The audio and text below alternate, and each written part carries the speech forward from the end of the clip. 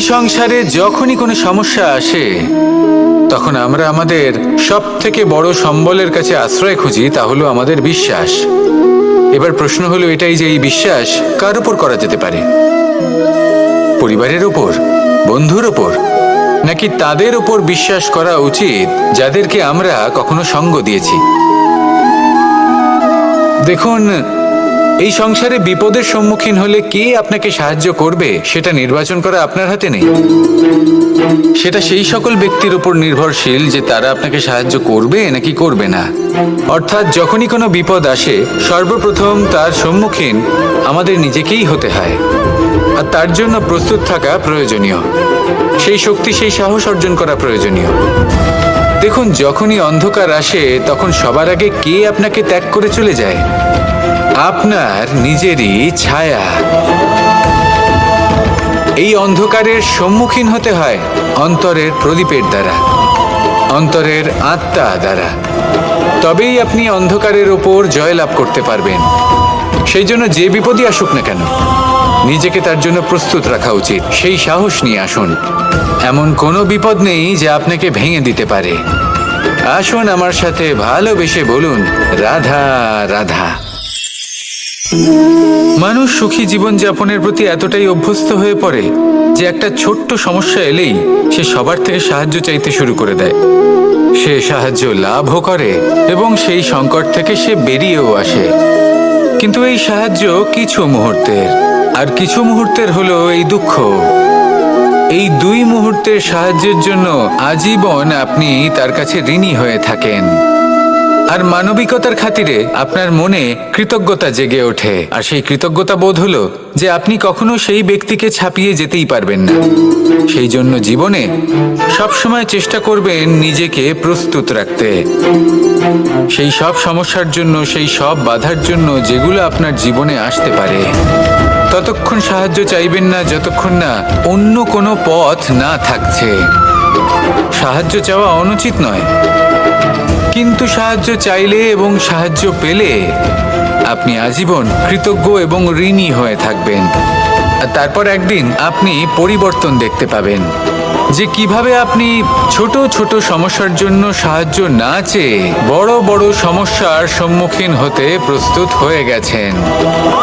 এটাই হলো সংসারের নীতি। এটাই পালন করুন আর আমার সাথে ভালোবেসে বলুন, রাধা রাধা। আমাদের সকলের জীবনেই দুই ধরনের ব্যক্তি থাকেন, বন্ধু এবং শত্রু। তারা হলেন আমাদের প্রিয় বন্ধু, যারা আমাদের জীবনে সবসময় আমাদের পাশে থাকেন। কখনো কখনো আমরা তাদের জন্য কিছুই করি না, তাও তারা আমাদের আনন্দ প্রদান করেন, ভালোবাসা প্রদান করেন। আর অন্যদিকে থাকে আমাদের শত্রু। দেখতে গেলে যখন আমরা জন্ম নিই তখন কিন্তু আমাদের কোনো বন্ধু থাকে না, আমাদের কোনো শত্রুও থাকে না। কিন্তু যত ধীরে ধীরে আমরা জীবনে এগোতে থাকি, আমাদের বয়স বাড়তে থাকে, তখন আমাদের বন্ধু আর শত্রু এই দুইয়ের সংখ্যা বাড়তে থাকে। আর সেই সবকিছু নির্ভর করছে আমাদের কথার ওপর এবং আমাদের ব্যবহারের ওপর। এবারে আপনি যদি কোনো ব্যক্তিকে স্বাগত জানান উদার চিত্তে, ভালোবেসে, তাহলে সেই ব্যক্তি আপনার বন্ধু হবেই হবে। কিন্তু যদি আপনি নিজে হাতে কাউকে সামনে অগ্রসর হতে বাধা দেন, বিনা কারণে তার সাথে খারাপ ব্যবহার করেন, তাহলে তার মনে শত্রুতার বোধ অবশ্যই জেগে উঠবে।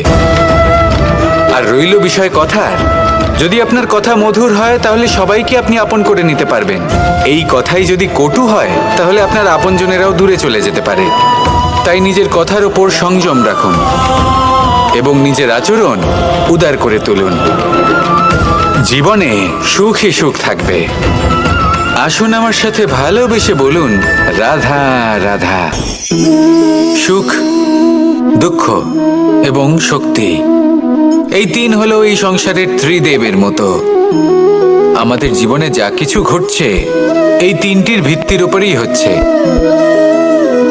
আসলে এই সংসারের একটা নিয়ম আছে, যখনই আপনি কিছু লাভ করেন এই সংসার আপনার পরীক্ষা নেয়। এটা জানার জন্য আপনার পরীক্ষা নেয় যে আপনি যা কিছুই লাভ করেছেন আপনি কি আদৌ সেটার যোগ্য কিনা। ঠিক সেইভাবেই এই সুখ, দুঃখ এবং শক্তি আপনার পরীক্ষা নিয়ে থাকে। যখন সুখ আসে তখন সে আপনার পরীক্ষা নেয় যে আপনার মধ্যে অহংবোধ জাগ্রত হয়নি তো। যদি অহংবোধ চলে আসে তাহলে সুখ সেখানেই সঙ্গ ত্যাগ করে। দুঃখ আপনার ধৈর্যের পরীক্ষা নিতে থাকে, আর যদি আপনার মধ্যে ধৈর্য না থাকে তাহলে এটা আপনাকে আরো বেশি দুঃখের গভীর অন্ধকারে ঠেলে দেবে। সেখানে শক্তি পরীক্ষা নেয় আপনার বিনম্রতার। যদি আপনি বিনম্র না হন তাহলে হয় এই শক্তি আপনার সঙ্গ ত্যাগ করবে, নয় এই শক্তি বিনম্রতার অভাবে আপনার পতনের কারণ হতে পারে। এই সংসারে যে কোনো ব্যক্তি যিনি এই পরীক্ষায় উত্তীর্ণ হয়ে থাকেন, এই জীবনে তিনি সাফল্য লাভ করেন।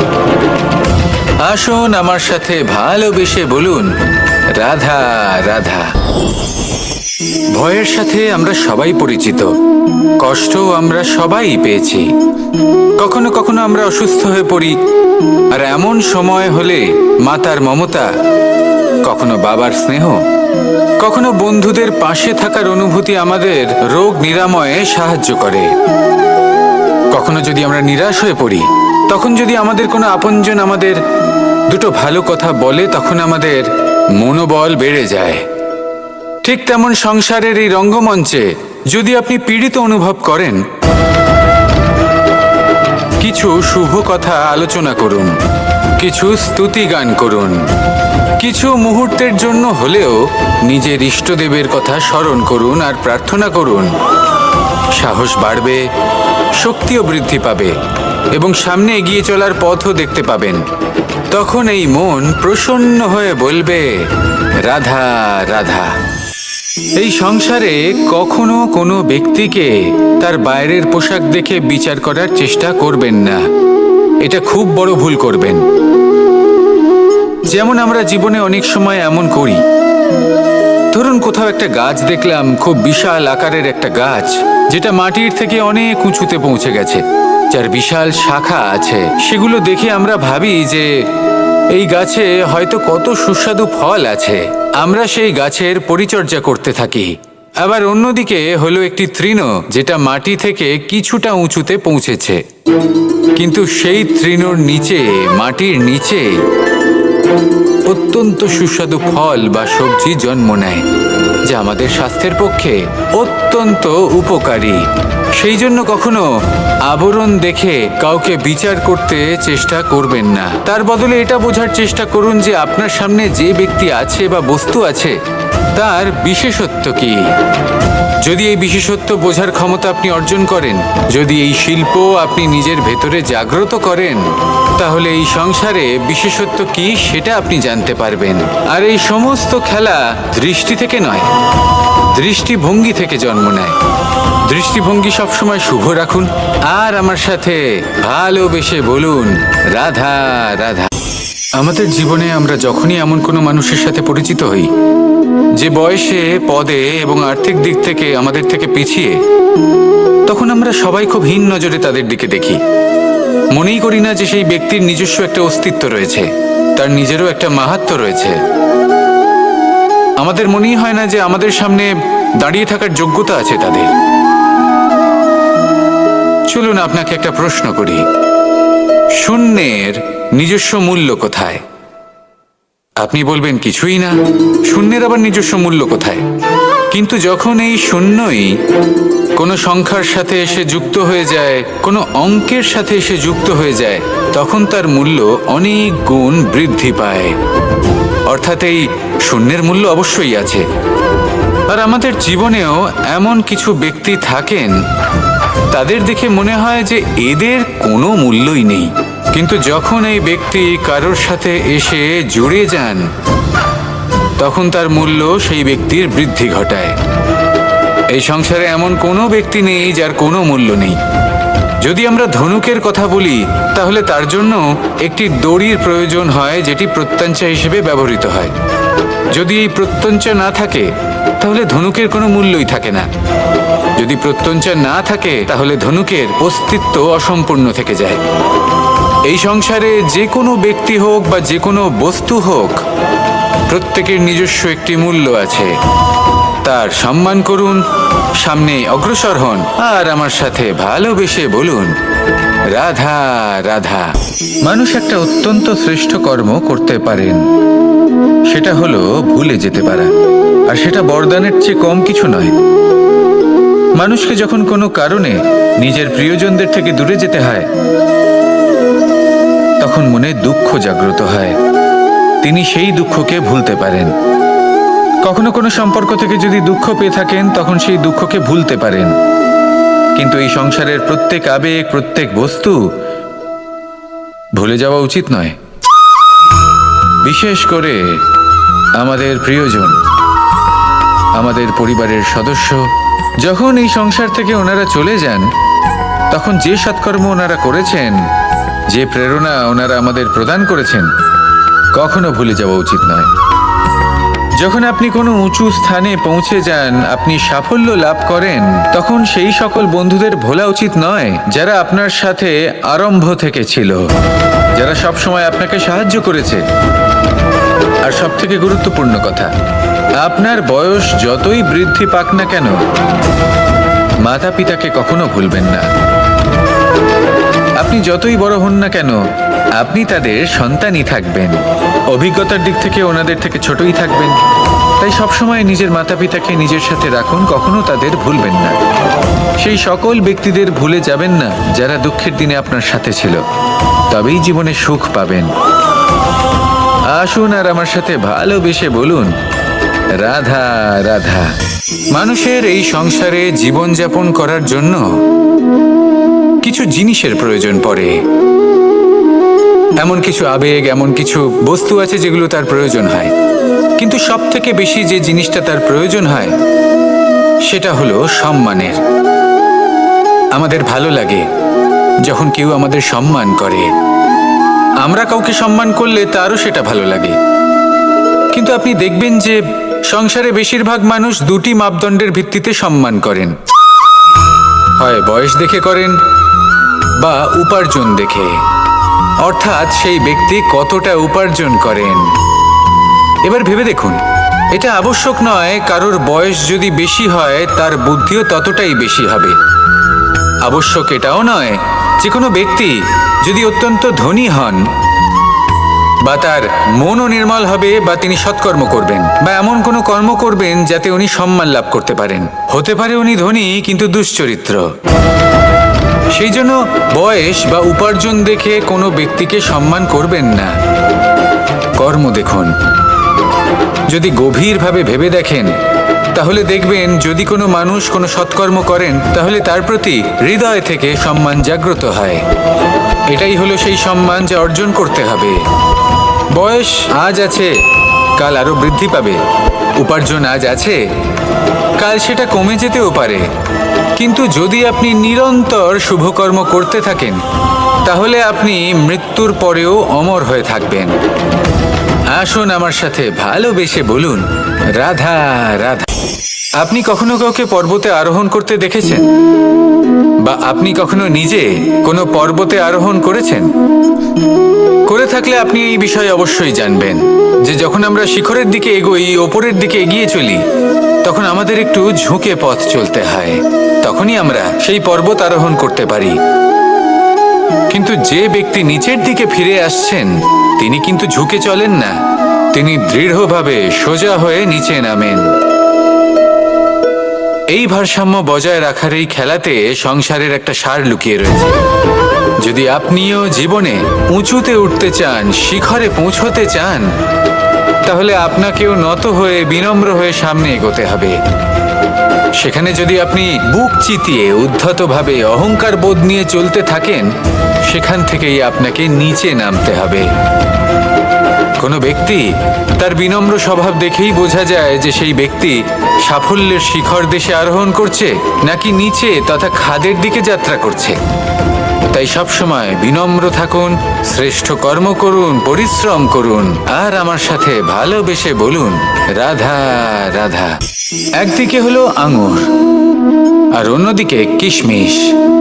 দেখতে গেলে এই দুটোই সবারই খুব প্রিয়, শিশু হোক, যুবক হোক বা কোনো বৃদ্ধ ব্যক্তিই হোক না কেন। আর দেখতে গেলে এই কিশমিশ এটা আঙুর থেকেই আসে, তারই অন্য একটি রূপ। কিন্তু কখনো হাটে যান আর গিয়ে জিজ্ঞেস করুন যে এই কিশমিশ আর আঙুর এই দুইয়ের মধ্যে অধিক মূল্য কার? আপনিও নিশ্চয়ই জানবেন যে কিশমিশের মূল্য আঙুরের থেকে অনেক গুণ বেশি। এবার এরকম কেন হয়? এর পেছনে কি কারণ থাকতে পারে? একদিকে হলো সেই আঙুর যা টাটকা অবস্থায় গাছ থেকে পেড়ে খাওয়া যায়, আর অন্যদিকে হলো কিশমিশ যাকে মাসের পর মাস রোদে ফেলে রাখা হয়। একদিকে আঙুর যা কিনা অত্যন্ত রসালো, আর কিশমিশে কোনো রসই নেই। একটি হলো অত্যন্ত কোমল এবং সুন্দর, অন্যটি অমসৃণ এবং তাতে বিন্দুমাত্র সৌন্দর্য নেই, তাও তার মূল্য বেশি। এইসব কেন হয়? এই কারণেই হয় কারণ সেই আঙুর অনেক মাস পর্যন্ত রোদ সহ্য করে থাকে, কষ্ট সহ্য করে থাকে, তবেই সেই আঙুর কিশমিশে পরিণত হয়। এবার জীবনের কড়া রোদ যাকে সহ্য করতে হয় তার সাথেও এটাই হয়ে থাকে, তারও মূল্য আপনা থেকেই বৃদ্ধি পায়। আপনার জীবনে আপনার গুণ, আপনার প্রতিভা তা অত্যন্ত গুরুত্বপূর্ণ, কিন্তু যখন আপনি অভিজ্ঞতা লাভ করেন তখনই সেই অভিজ্ঞতা আপনার গুণ এবং প্রতিভাকে আরও অনেক বেশি শ্রেষ্ঠ করে তোলে। তাই জীবনের কঠোর রোদের মধ্যেও দাঁড়িয়ে থাকাটা শিখে নিন, সাহসের সাথে কঠিন পরিস্থিতির সম্মুখীন হওয়াটা শিখে নিন। ঠিক এইভাবেই অভিজ্ঞতা লাভ করতে হয়, আর এই অভিজ্ঞতা আপনার মূল্য বৃদ্ধি করতেই থাকবে, করতেই থাকবে। আর তখন এই মন প্রসন্ন হয়ে বলবে, রাধা রাধা।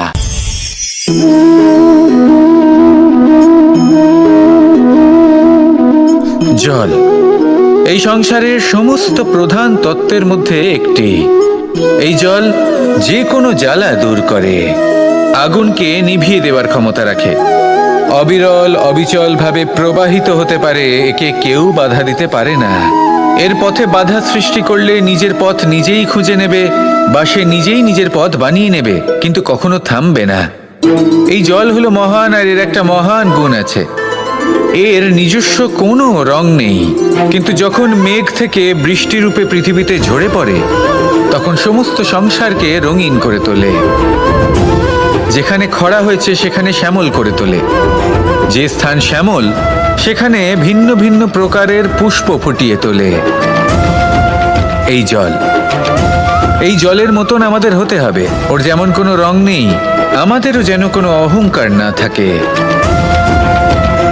শুধু কর্মের এই ধারাতে বইতে থাকুন, এই সংসারের মঙ্গল করতে থাকুন, শ্রেষ্ঠ কর্ম করতে থাকুন।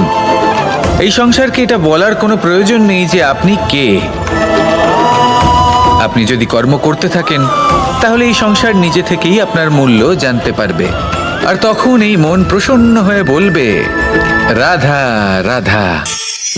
এই সংসারের একটা নিয়ম আছে, বা বলতে পারেন লোকে তাই বলে, যে শক্তিশালী হয় সে শক্তিহীনকে নত করে দেয়। এমনটাই হয়, তাই না? আবশ্যক নয়, কখনো কখনো এমনও হয় একজন অসমর্থ ব্যক্তি সমর্থ ব্যক্তিকে নত করে দেন। এটা সম্ভব, এও হতে পারে। আর এটা তখন হতে পারে যখন তার মধ্যে ভালোবাসার শক্তি থাকে। ভালোবাসার শক্তি এই সংসারে সবথেকে বড় শক্তি হয়। এই ভালোবাসার শক্তি দ্বারাই নির্ধন সুদামা আমাকে দিয়ে নিজের পা ধুইয়ে নিল, কিছু না বলেই, কিছু না চেয়েই। এই কর্মের আধার ছিল শুধুমাত্র ভালোবাসা। খুব শক্তিশালী হয় এই ভালোবাসা। ভালোবাসার শক্তি দ্বারাই আপনি হিমালয় পর্বতকে নত করতে পারেন, তাহলে কি অসম্ভব হতে পারে? এই ভালোবাসার শক্তির সঞ্চার করুন, আর এই ভালোবাসার সাথেই বলুন, রাধা রাধা। এই সংসারে সব থেকে বড় ব্যক্তি কে? আপনি বলবেন, এই কেমন ধরনের প্রশ্ন? কিন্তু এটা হলো সব থেকে উচিত প্রশ্ন। কেউ এর উত্তর দেবে যে সেই মহাপ্রতাপী রাজা, তিনি হলেন সব থেকে বড় ব্যক্তি, সেই বড় রাজনীতিবিদ, তিনিই সব থেকে বড় ব্যক্তি। আমি আপনাকে জানাই যে সংসারের সবথেকে বড় ব্যক্তি হলেন তিনি, যার সাথে দেখা করলে আপনি নিজেকে ছোট মনে করবেন না।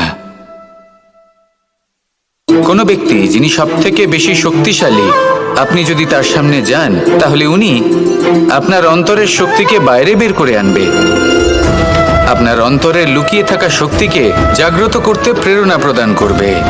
তিনি হলেন বড় ব্যক্তি, তিনি হলেন মহান ব্যক্তি। তিনি নন যিনি নিজের বল এবং ঐশ্বর্য দ্বারা আপনাকে তার সামনে ছোট প্রমাণ করবেন। এবং সেই জন্য মহাদেব আমার আরাধ্য হলেন আমার খুব প্রিয়। কারণ রাজা হোক বা ফকির, কেউ যদি ওনার সামনে যান তাহলে সে নিজেকে ছোট মনে করেন না। আপনিও যদি জীবনে অনেক বড় হতে চান তাহলে কাউকে কখনো নিজেকে ছোট মনে করতে দেবেন না। তার অন্তরে বড় হয়ে ওঠার প্রেরণা প্রদান করুন। আসুন আমার সাথে ভালোবেসে বলুন, রাধা রাধা। মানুষের জীবনে উন্নতি লাভ করার জন্য 3টি স্তম্ভের প্রয়োজন হয়। প্রথম স্তম্ভ শিক্ষা। এই শিক্ষা আমাদের জ্ঞান প্রদান করে। দ্বিতীয় স্তম্ভ ব্যবসা, যার দ্বারা আমরা ধন উপার্জন করি। তৃতীয় স্তম্ভ হলো আমাদের ঈশ্বর, আমাদের ইষ্ট। এনার সাথে যদি আমরা জুড়ে থাকতে পারি তাহলে এমন একটা মানসিক বল আপনি লাভ করবেন যেটা এই সংসারে আর কোথাও পাওয়া সম্ভব নয়। কিন্তু মানুষ অনেক সময় জীবনে এই 3টি স্তম্ভ লাভ করা সত্ত্বেও সামনে অগ্রসর হতে পারেন না। তখনও জীবনে কঠিন পরিস্থিতি আসতেই থাকে। এমনটা ঠিক কেন হয়? কারণ সে জীবনে এই 3টি স্তম্ভ লাভ করে নেয়, জীবনে প্রয়োগও করে, কিন্তু তার ভিতের কথা সে ভুলেই যায়। যেমন প্রথম স্তম্ভ অর্থাৎ শিক্ষা। এই শিক্ষার আধার হলো শুভ চেতনা। যদি অন্তরে শুভ চেতনা না থাকে তাহলে এই শিক্ষার কোনো গুরুত্ব থাকে না। দ্বিতীয় স্তম্ভ ব্যবসা। পরিশ্রম করে উপার্জন করতে হবে, এই কথাটা আমরা সবাই জানি এবং সবাই চেষ্টাও করি। কিন্তু ব্যবসা করতে করতে আমরা এটা ভুলে যাই আমাদের ব্যবহার কেমন হয়ে পড়েছে।